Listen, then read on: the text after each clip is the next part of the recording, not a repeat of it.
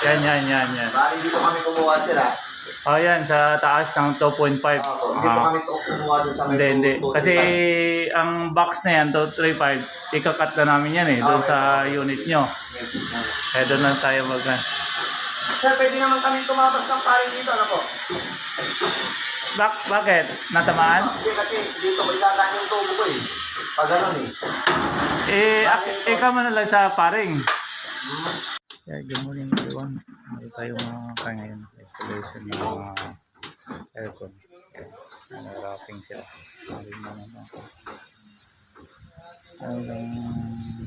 Nilabalot sila yung ring yan. Busy tayo ngayon.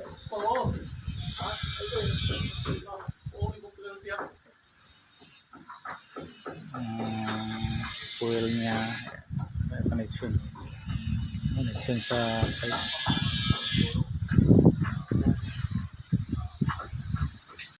Yan. Bali dito kami kumuha sila. Oh, yan, sa taas ng 2.5. Hindi pa kami kumuha dun sa may Hindi. 2.5. Kasi ang box na yan, 235, ikakat na namin yan doon sa unit nyo. Kaya doon lang tayo Sir, pwede naman kami tumabas ng paring dito, ano po? Bakit? Natamaan? Hindi kasi dito ko ilalaan yung tubo ko eh. Pag ganun Ikaw mo na lang sa paring. Sa tapas, Ano mo nga po? sa tamaan ng paring? Sa gitna? Bali ito tatabasan nyo to, sir. Natabasan mo. Sige, tabasan mo na lang. Ano po to? Tapos ilalagyan na lang namin ng support yan. Opo. Bali ito ang mawawala kasi dito dadaan yung tubo natin, sir. Sige. Ito pong buhik na to, dito po dadaan papunta na po sa labas. Palusot doon sa butas na yan. Opo, yung dalawang butas na po yun. Diretso na po yung natin doon. Sige. Okay. Okay.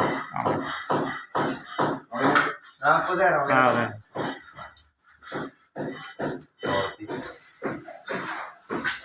Dito patapos. Punta dito. Matapos ng doon. Dito na sa sa unit. Hirap sa ganito, no? Guys, ang installation ng aircon. Sa ongoing kasi yun. Kailangan butasan. No? Ito lahat ng kisame natin. Wood. Siyempre, tatagos yan doon eh. Kaya pinapauna muna natin bago tayo mag-sealing. Ang installation ng sealing. Yan para at least susundin natin yung kanila. Doon tayo maglagay ng box. Ang hirap. Ang bilis mag-wrapping.